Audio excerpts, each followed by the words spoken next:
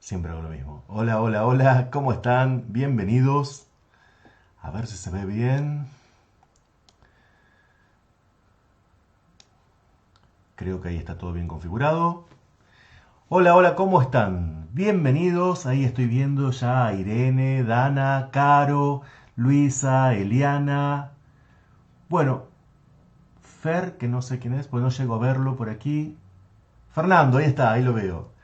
Bueno, bienvenidos, muchas gracias a todos por acompañarme, por estar aquí a punto de ingresar a este episodio número 41, capítulo 16 de esta saga de Panteón Arcanum, donde vamos a recorrer, como venimos haciendo, mitos que integran una enseñanza, un mensaje que está encriptado en sistemas simbólicos, por ejemplo, en el Tarot en Fi, que son mensajes que apuntan a advertirte respecto a qué esperar cuando te encontrás o realizás determinadas acciones.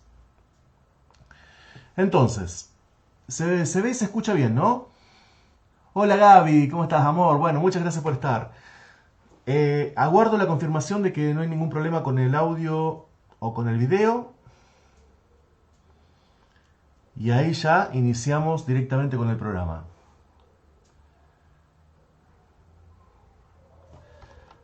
A ver, a ver. De paso, bueno, los invito a quien se está sumando ahora o más recientemente a estos videos. En mi página, en mi fanpage, están organizados por series. Apenas uno entra, ve las tres sagas que hemos realizado. La primera es el origen del cosmos, toda la genealogía del cosmos en distintas mitologías. La segunda habla ya de los miedos titánicos, ya nos quedamos con los 12 titanes de la mitología griega y develamos cómo cada uno de ellos está asociado a un miedo básico, a un miedo muy particular, con el cual nuestro psiquismo nos retiene y nos ubica en un lugar de nuestra zona de confort. Ahí vemos una especie de topología, ¿no? De la zona de confort, un mapa. Ahí estoy leyendo que se ve y se escucha bien. Muchísimas gracias Fernando y Dana por confirmarlo. Y ahora estamos, bueno, ya en el capítulo 16, está avanzadita, ya hemos pasado la mitad de, de esta saga que se llama Panteón Arcanum, donde estamos asociando mitos a arcanos del Tarot en Fi, arcanos mayores del Tarot en Fi, y también estamos viendo cómo se integran un verbo iniciático, cómo está habitándolo un verbo iniciático a ese arcano, a ese mito. Muy bien, ya habiendo iniciado, entonces vamos a pasar a la próxima diapositiva y vamos a recordar dónde estábamos. En el programa anterior, en el episodio 40, justamente, un ser, un inicio, eh, iniciamos un nuevo tramo. Habíamos hablado de la alquimia, de lo que ocurre en los procesos internos, en los procesos de crisis interna, y habíamos visto que había cuestiones, había reglas que había que cumplir. Había cosas que no se podían hacer, no se debían hacer porque de lo contrario el proceso se interrumpía. Y cuando el proceso se interrumpe, queda trunco. ¿Está bien? Habíamos tomado como metáfora la, la evolución, ¿eh? El paso de la, la larva o la oruga y se convierte en mariposa, pero en realidad nos habíamos puesto toda la cámara, toda la atención justamente en el momento intermedio, lo que pasa entre una y otra, entre la oruga y la mariposa, ocurre un momento que no se le suele dar mucha atención, que es la crisálida. Crisálida viene de crisis, ¿ok? Este es el capullo en el cual ocurre la crisis interna del insecto. Si la atraviesa, cumple su objetivo en la vida. De lo contrario, queda hasta ahí.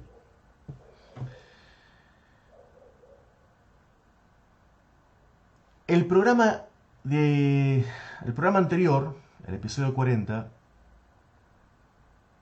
no solamente es el primero de esta serie, de este nuevo tramo, sino que de alguna forma es todo el proceso.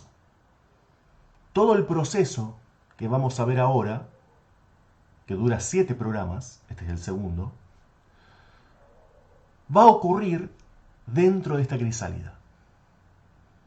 O sea que el programa anterior no solamente dio inicio, sino que dentro suyo ocurren los otros 6. Este programa es la primer parte, ¿no?, de lo que ocurre dentro de la crisálida. Y ahora ya no estamos hablando de la oruga, ahora estamos hablando de vos, estamos hablando de mí, estamos hablando de cada uno de nosotros. Cuando atravesamos una crisis, pero no cualquier crisis, sino cuando atravesamos una crisis luego de haber realizado un corte definitivo y de una manera prolija, de una manera consciente. Recordemos siempre desde dónde venimos.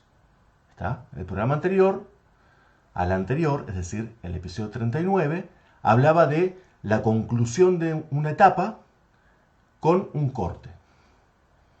Luego hablamos de la nueva etapa que iniciaba, que es la que yo les digo que alberga a todas las otras, toda esta fase de 7 capítulos. ¿Ok?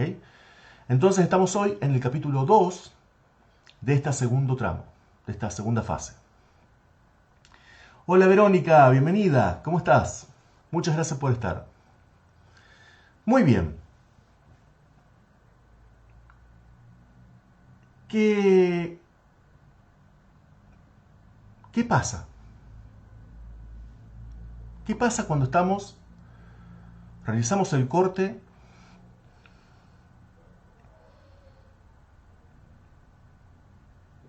en el caso de la oruga? Realiza un corte con el mundo exterior y se adentra en sí misma. Empieza a poner la atención en los procesos internos que la van a terminar convirtiendo en lo que desea ser, en lo que está, aquello para lo cual fue una oruga. ¿Está bien? La oruga no es una oruga para ser oruga toda su vida, sino que es una oruga para que en algún momento realice ese corte con el mundo exterior y sufra una determinada cantidad de crisis, de procesos de crisis, y luego se transforme en un ser aparentemente totalmente distinto, pero que tiene la misma esencia de aquella oruga anterior. ¿Qué nos pasa cuando realizamos esto? ¿Qué nos pasa cuando ya efectuamos ese corte? Y nos decidimos a respetar las leyes de la alquimia. Pasa que, igual que la oruga, lo que ocurre es una especie de aislamiento del mundo solar. El mundo solar, la luz, la claridad, los pajaritos, la música, el rimbombante, todo eso parece ser disarmónico con lo que nosotros estamos experimentando dentro. Muchos dicen, bueno, pero a ver, superalo, vení, y te invitan a salir, ¿no? Vamos a divertirnos, vamos a... Y uno no tiene ganas de eso. Una cosa igual son las ganas y otra cosa es lo que uno tiene que hacer, ¿no? Pero no está en resonancia con esa cuestión de movimiento, de luz, de crecimiento, es como tener hambre y no saber de qué, ¿no? Es una sensación como esa, en la cual tenés una sensación muy de una profunda incompletud, pero no sabes qué es lo que precisás. Sabes que estás buscando algo y no sabes qué es. Entonces precisás aislarte un tiempito del mundo solar. Y esto no está mal. Todas las civilizaciones humanas, no voy a meterme mucho en esto, pero no me voy a meter ahora porque lo vamos a ver en otros programas más adelante, no mucho más adelante. Todas las civilizaciones tuvieron en su primera fase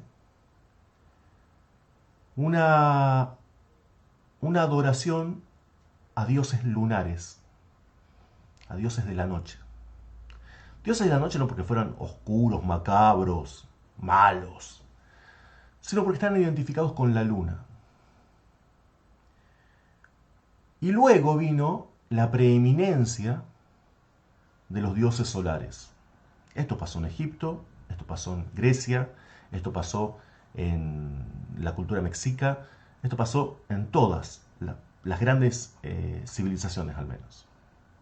India. ¿Por qué pasó esto? Porque el ser humano cuando está al principio, cuando empieza tímidamente a tratar de idealizar y de divinizar lo que lo rodea, los dos primeros astros a los que busca asociar son el Sol y la Luna. Son como los regentes, ¿no? De eso tan claro que para ellos divide su vida en día y noche. El tema con el Sol es que el tipo siempre es igual. Todos los días sale por acá, pasa por allá y se pone por acá. Siempre este, cenit, oeste. Este, cenit, oeste. Como mucho, la gran variación puede ser si está nublado, si te llueve, pero eso pasa como por abajo. Ellos veían como que eran cosas que pasaban por abajo. Y el sol igual estaba allá. Lo que pasa es que nosotros no lo percibíamos. La luna, en cambio, no. La luna tenía esta cualidad de ser cambiante. No había 2 noches seguidas donde la luna fuera igual. Siempre o estaba creciendo, o estaba llena, o estaba menguando, o no estaba. Y esta cualidad de tener un ciclo era lo que más se parecía a lo que el hombre experimentaba en su propia vida, donde él no era siempre igual, no nacía adulto y moría adulto. Nacía, tenía que crecer, llegar a su cenit, empezaba a languidecer y luego moría. Entonces, obviamente que la luna, además de luego entender su relación con las mareas, con los ciclos menstruales de la mujer, con todo lo que es la cuestión acuosa, hizo que la identificación con la cuestión lunar sea muy fuerte. De hecho, Thoth, que es el dios asociado a Hermes, o Hermes Trismegisto, Thoth, para los egipcios, era un dios lunar. Y fue muy anterior a Amon-Ra, por ejemplo, a Ptah, que eran los grandes dioses solares, digamos, de los egipcios. Ni hablemos de Horus, ¿no? Que vino después. Entonces lo que vemos aquí es que el hombre en la noche encuentra, en su manera primigenia, encuentra una resonancia. Se identifica a la noche. Luego, lo que ocurre es que, por supuesto, con la preeminencia de los dioses solares, empieza la cuestión de que se da cuenta que su actividad es diurna. ¿Por qué? Porque de pronto se da cuenta que el hombre de noche es triplemente más, está preparado para vivir de día, no es un ser nocturno. Salvo algunos que uno conoce a veces por ahí, ¿no? Pero normalmente el hombre es un ser diurno. Entonces, ahí se produce un cambio en el cual el hombre pasa de aquello a lo que se identifica a aquello a lo que aspira.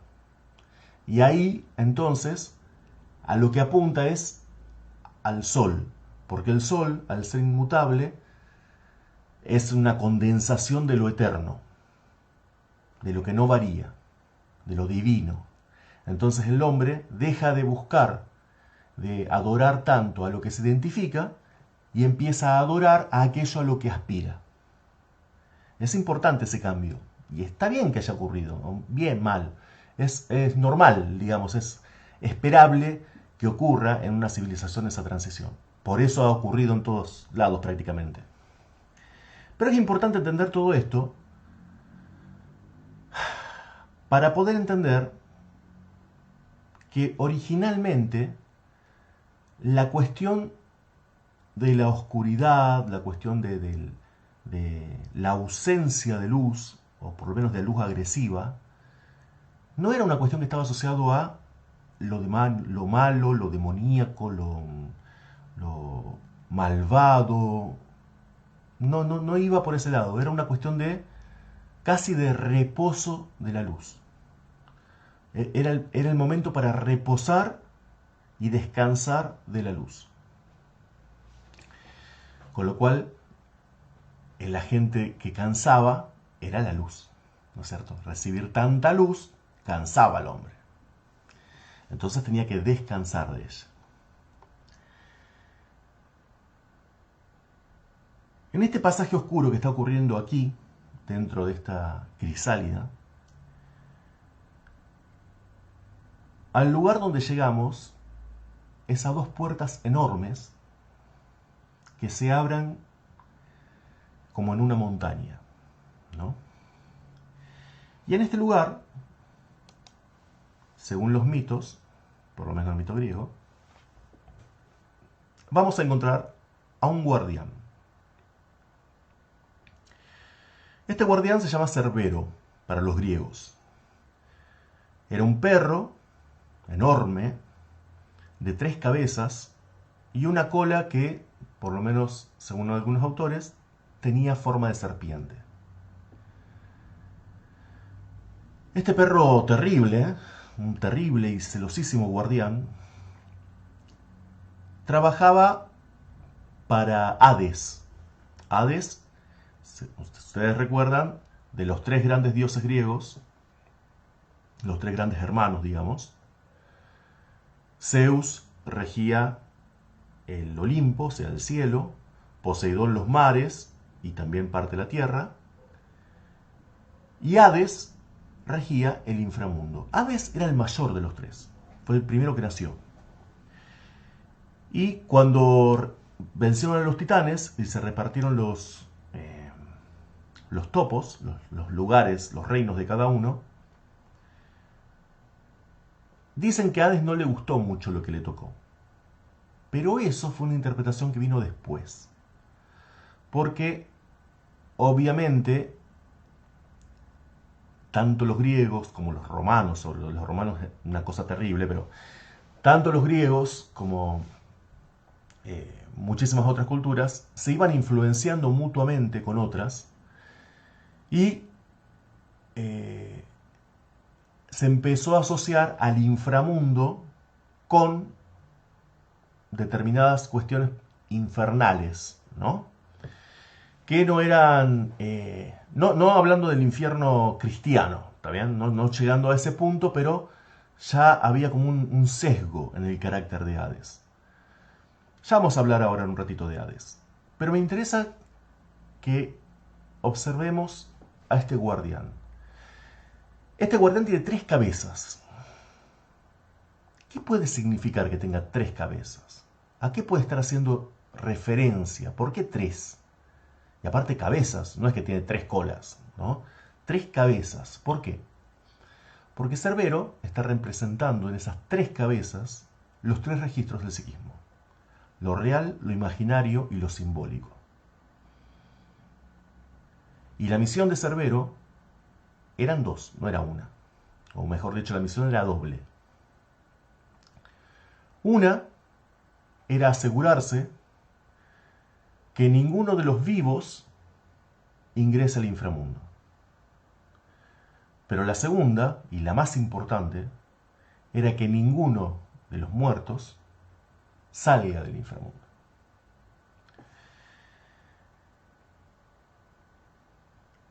¿Por qué un perro? La cuestión de asociar el perro, ¿no?, a este sesgo, permítanme que use el término, porque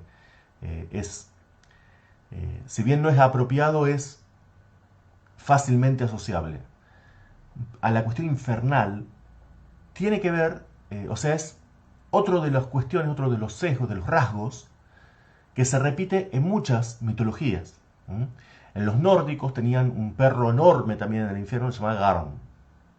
Pero sin irnos tan lejos, aquí mismo en Argentina y en Uruguay, existía una leyenda, sobre todo por Tucumán, por la zona de Tucumán, Salta, que quizás algunos de ustedes la conozcan, que hablaban de el familiar, ¿no? No sé, quizás, no sé, me gustaría saber si alguno la llega a conocer a esa leyenda, pero también habla de un perro infernal, ¿no? Un perro que tenía un negocio, digamos, un acuerdo, un contrato con una persona, pero ese perro no venía no era un pichicho de la calle, digamos, ¿no? Tenía ese origen infernal. Entonces, ¿por qué? ¿Por qué perro e infierno siempre? ¿Por qué perro e inframundo? Porque es evidente que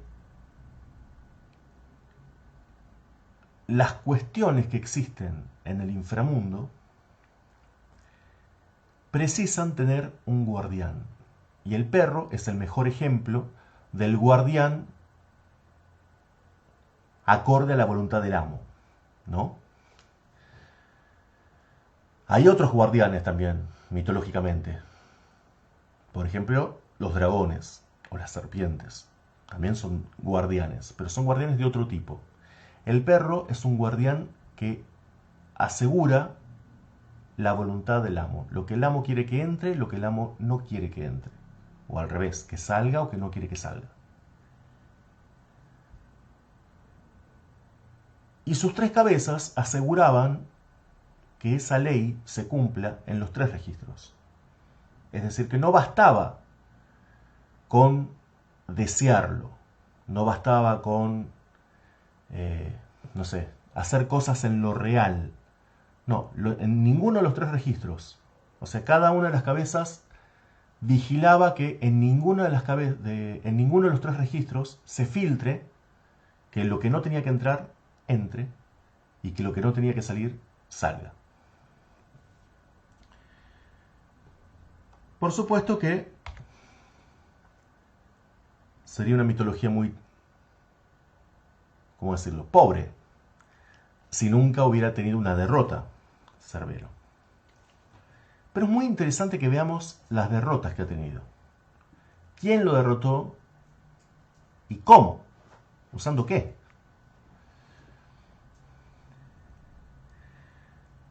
Dice, ahí está Julia, bienvenida. Ahí la veo Ingrid también, bienvenida Ingrid. Miedosos esos perros.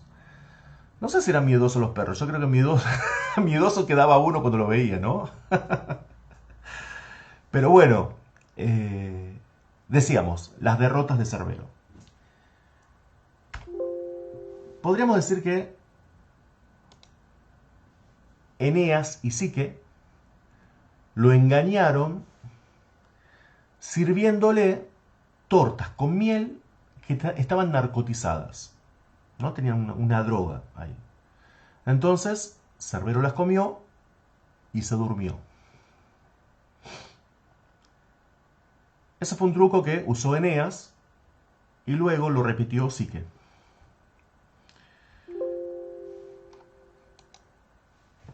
Otro que atravesó esas puertas fue Hermes, Mercurio. Pero Hermes usó otra técnica. Lo que hizo Hermes fue, le dejó en las aguas donde él bebía, arrojó unas gotas del río Lete. El río Lete es el río del olvido. Entonces Cerbero tomó, cuando bebió el agua, tuvo como un lapsus, ¿no? Así como un lapsus de olvido, y Hermes pudo ingresar y salir. Hermes igual luego le fue permitido ingresar y salir del inframundo porque él era el Hermes Psicopompo, era justamente el agente, el que llevaba el alma al juicio de Hades.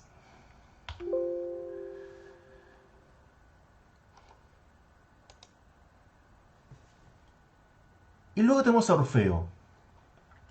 Orfeo tuvo una táctica muy particular, porque en lugar de buscar engañarlo, lo que buscó fue seducirlo. ¿Cómo lo hizo? A través de la música. Orfeo era un lirista excelso, de hecho luego fue divinizado, tocó su lira, ¿no? Y con su música el perro quedó como embelesado y en algunas versiones se duerme, pero en otras queda como hipnotizado, ¿no? Ahí dicen, bien, están hablando justamente de esto, exactamente. Y aquí está lo que también están diciendo ahí en el chat. Heracles también lo derrotó. La captura de Cerbero es el último de los 12 trabajos de Heracles, lo cual implica que para poder lograr eso tuvo que haber realizado antes 11 trabajos de transformación personal previa. Esto no es menor. Esto implica muchísimas cuestiones. No podés intentar llegar a este punto del tramo habiéndote ahorrado todo lo anterior. Además, Heracles no es que dijo, bueno, ¿qué querés, Cerbero? Ahí te lo voy a buscar. Entró, golpeó la puerta y agarró el perro y se lo llevó a Euristeo. Antes de eso, Heracles fue a Eleusis y se inició en los misterios eleusinos, que eran ritos iniciáticos que estaban asociados a la diosa Demeter y que le permitieron purificarse. Y luego de haberse purificado, él logra entrar al Hades. Y acá es cuando aparecen versiones. Hay versiones en las cuales Hades, el dios Hades, le permite a Heracles que se lleve a Cerbero, pero con la condición de que no lo lastime. Otra versión, Heracles se lo lleva a la fuerza a Euristeo, a Cerbero, a Euristeo. Pero hay una tercera versión que es con la que yo me quedo. Es la que a mí me resuena por el momento en el cual ocurre esto. En esta versión, lo que usa Heracles para dominar a Cerbero es la amabilidad. Lo trata bien. Hace lo que nadie haría con un perro demoníaco que lanza fuego en las puertas del infierno gigante, ¿no? Lo trata bien. Se muestra amable, ¿no? Y entonces Cerbero, ante eso, es como que baja un par de cambios y le permite a Heracles que lo conduzca hasta Euristeo.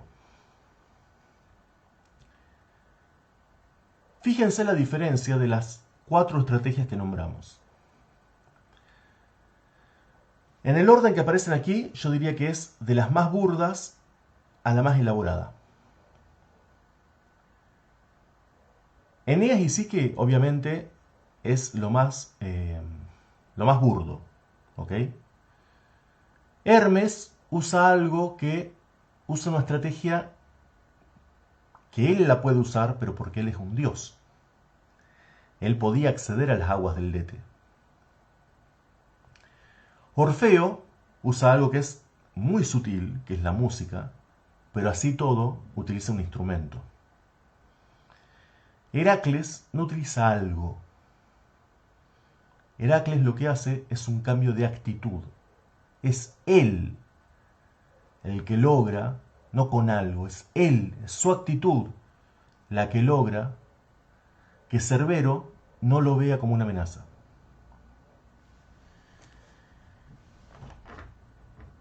Y esto es importante cuando empezamos a pensar que este inframundo, este Hades, no es ni más ni menos que nuestro inconsciente.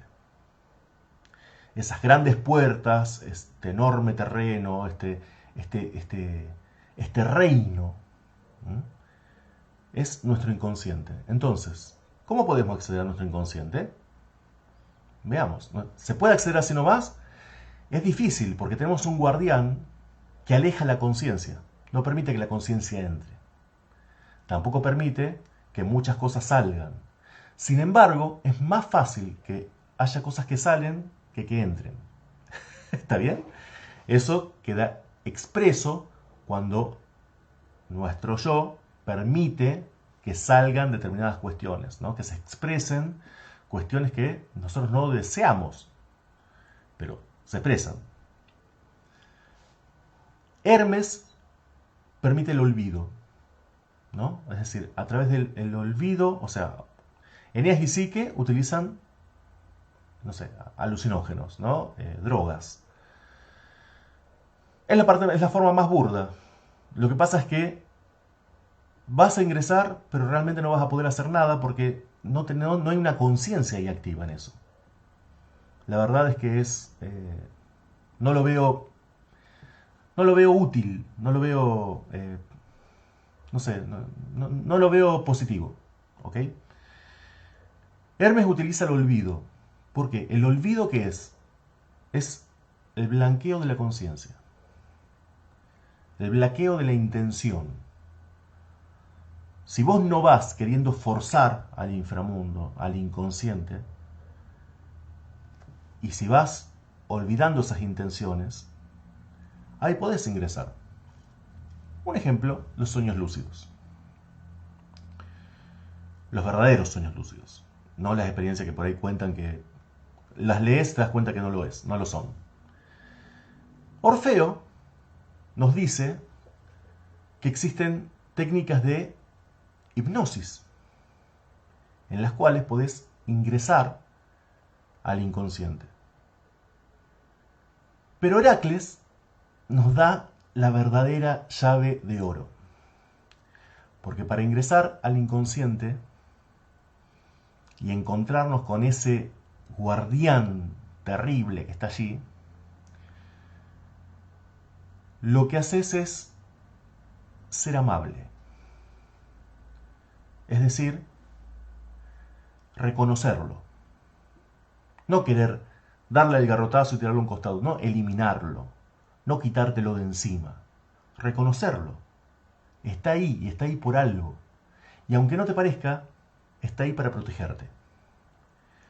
Porque en el inconsciente hay un montón de cuestiones que no estamos preparados, quizás, para tomar contacto con eso. Por eso, justamente, uno de los dioses que podía entrar y salir del inframundo como y cuando quería era Hipnos.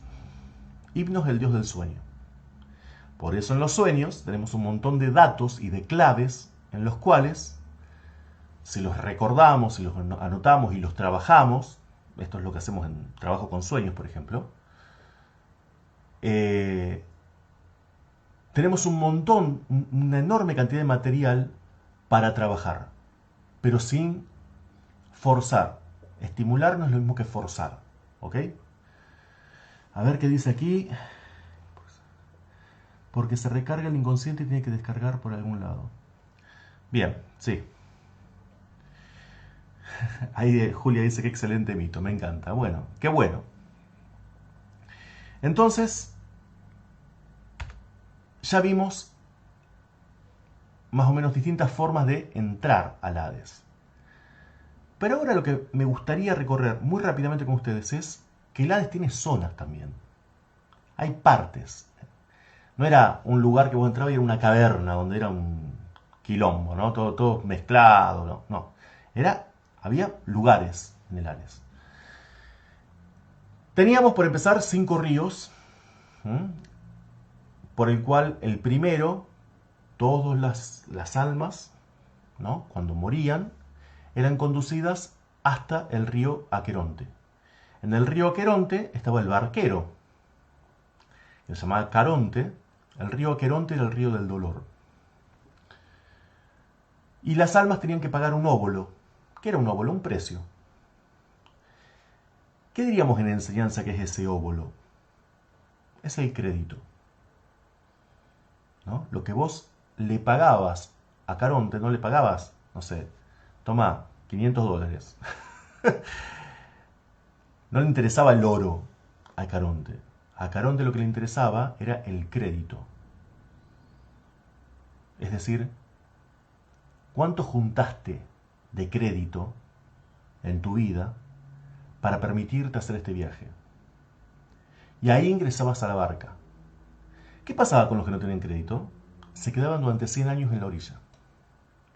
Y luego, recién luego, eran conducidos al Hades.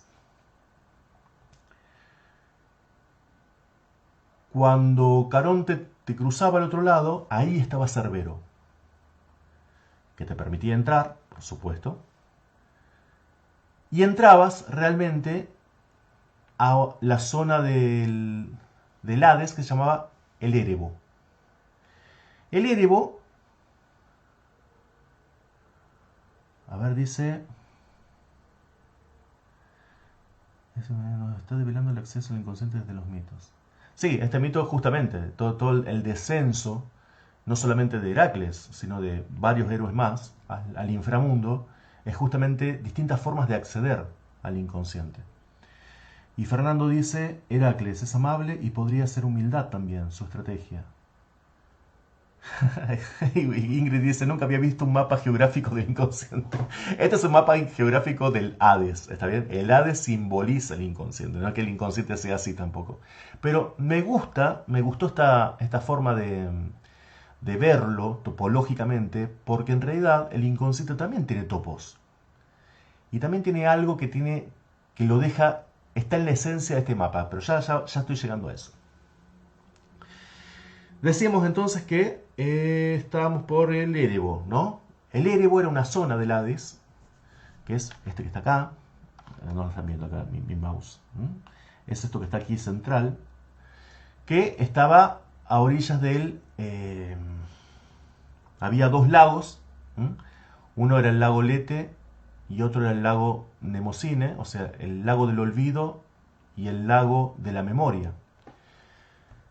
Cuando las almas llegaban allí, tenían que beber del lago del olvido. Pero los iniciados bebían del lago de la memoria. ¿Por qué?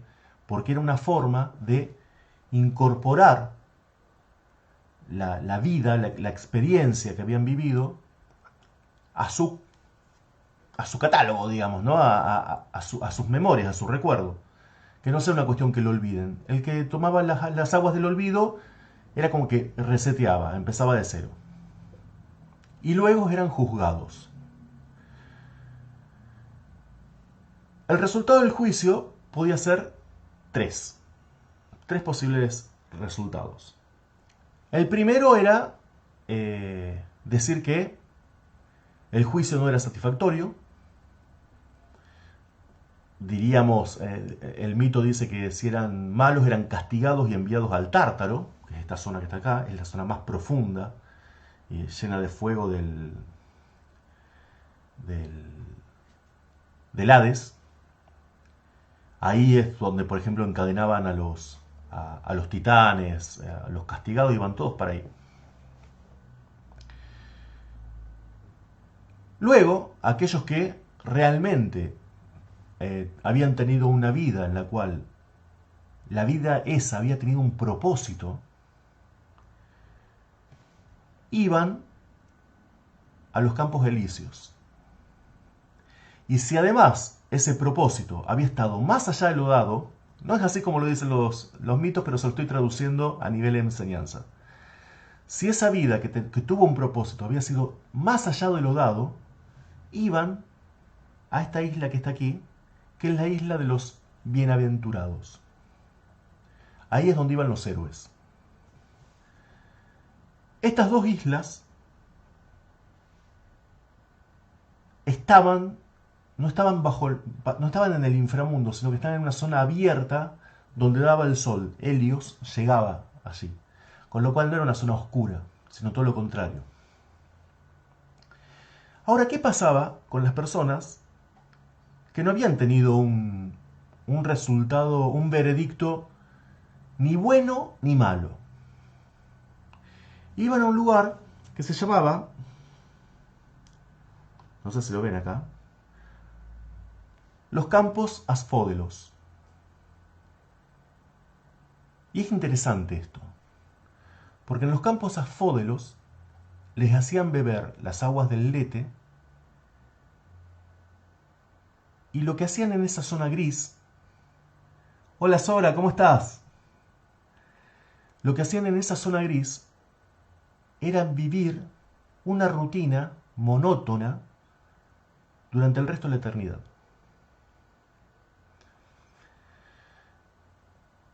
Fíjense que hay una zona de castigo, hay una zona de premio, pero aún el Tártaro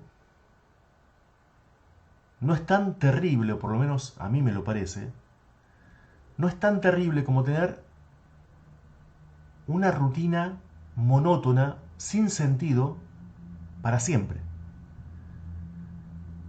Es decir, aquellos que fueron tibios caen en esta rutina terrible y no tienen forma de volver a ningún lado. No hay retorno, no había retorno de los campos asfódelos. Me pareció interesante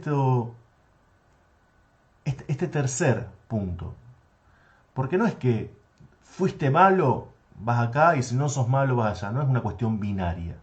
Introdujeron los griegos tres lugares, tres destinos en el Hades. Uno para los que decididamente fueron en contra de su esencia divina. Otros para quienes fueron más allá de lo dado en ellos, cumplieron su propósito. Y otros, o por lo menos trabajaron en su propósito. Y otros en los cuales, nada, tuvieron una vida gris. No, nunca decidieron algo para trascender algo. ¿Está bien? Entonces, esa tibieza, eso de no jugarse, es desperdiciar lo más sagrado que vos tenés, que es tu vida. Este momento, esta vida, por más que tengas el problema que tengas, por más que, no sé, me digas, no sé, pero yo tengo esta enfermedad, no importa, estás experimentándolo. Yo sé que es fácil decirlo cuando no lo tenés. Yo sé que hay experiencias que son terribles, terribles, terribles, terribles, y no las estoy minimizando. Pero esta vida la tenés para experimentar. Entonces, lo peor que podés hacer es desestimarla, darla por hecho, decir, bueno, hasta acá, bajar los brazos. Porque eso va en contra, o mejor dicho, ni siquiera es que va en contra, es ser mustio.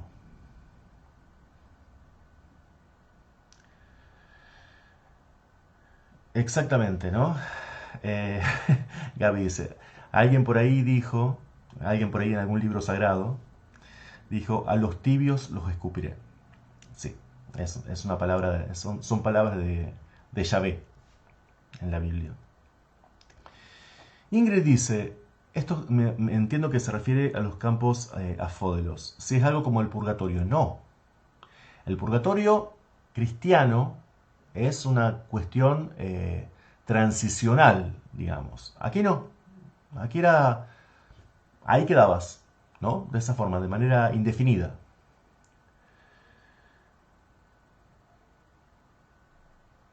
Bien, ahí veo que están hablando justamente de todo esto. ¿Se entiende? Entonces, es importante entender esto, no porque el inconsciente sea así, ni mucho menos lo que hay más allá de la muerte, ¿no? Acá recordemos que estamos hablando del inframundo como nuestro inconsciente, pero me gusta este topos, esta forma de verla, esta topología, porque en nuestro inconsciente también hay zonas. Hay zonas de luz y zonas de oscuridad. Igual que esto. La cuestión con el inconsciente es entender que en todas estas zonas no están vacías.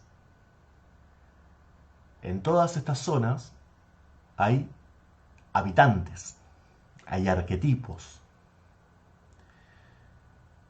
Y ahora sí voy a hablar específicamente de lo que más manejo, pero cuando uno trabaja, por ejemplo, en la novena iniciática del Tarot en Fi, o cuando trabajamos con sueños, cuando vos te encontrás con determinados contenidos en tu inconsciente, vos tenés que entender de qué zona es ese contenido y cómo tenés que interactuar con ese contenido. No es porque vos le tenés que decir, ah, bueno, soñé que me peleaba con y después huía. O sea, me aparecía un peligro y huía, un animal, un perro, ¿no? Me aparecía un perro y me dio miedo y salía corriendo. Entonces, ahora voy a tratar de decir, enfrentate al perro, enfrentate al perro. No, no, no se trata de eso, porque no podés conscientemente decirle a tu inconsciente qué tenés que soñar mañana. No es ese el camino. El camino es entender por qué se presentó ese perro, qué está simbolizando en mi vigilia, en mi vida despierto, y ahí actuar. Y la señal de eso, la resonancia, la voy a tener, eso de manera indefectible, en los próximos sueños. Por eso los sueños siempre se analizan en serie. No se analizan. No puedo... Hay veces que mucha gente me dice, soñé con esto, esto y esto, ¿qué puede ser? Y puede ser cualquier cosa, porque qué sé yo de dónde viene esto. No sé el mensaje que tuviste anoche o la semana pasada, qué hiciste durante esa semana como para que ahora estés soñando esto. Y tampoco puedo decirte, por como me falta esa información, qué puede llegar a pasar, cómo puede impactar esto, señal de qué es en tu vida de vigilia. No podemos caer en la cuestión de que el mundo de los sueños es mi mundo onírico y mi vida consciente y mi vida de vigilia es mi vida de vigilia. Son dos cosas totalmente separadas. Están íntimamente relacionadas y una es significante del significado de la otra. Entonces, hay cosas que ocurren en un área y resuenan en el otro. Ocurren en un mundo y resuenan en el otro. Y los sueños son un mecanismo excelente para comprender nuestro proceso de transformación. Para entender, a medida que te vas abriendo, que te vas permeabilizando a ese proceso, vas viendo cómo se van abriendo puertas. Y a veces literal, se van abriendo puertas en tus sueños, en tu inconsciente, y van apareciendo contenidos más evolucionados. Hay muchos símbolos que son importantísimos y que te permiten entender de dónde y hacia dónde van. Pero bueno, todo esto lo digo porque justamente Hipnos y su hermano Tánatos, el sueño y la muerte, vivían justamente también por aquí, ¿no? En la parte esta oscura donde está Hécate, las furias. Por aquí vivían cerca en realidad del río Lete, una islita por acá del río Lete, vivían estos dos seres. Y realmente los sueños es uno de los mejores reinos, uno de los mejores mundos para explorar cuando realmente te interesa tu proceso. No de un nivel resultista, sino realmente permitirte abrirte y escuchar qué tiene por decir tu inconsciente.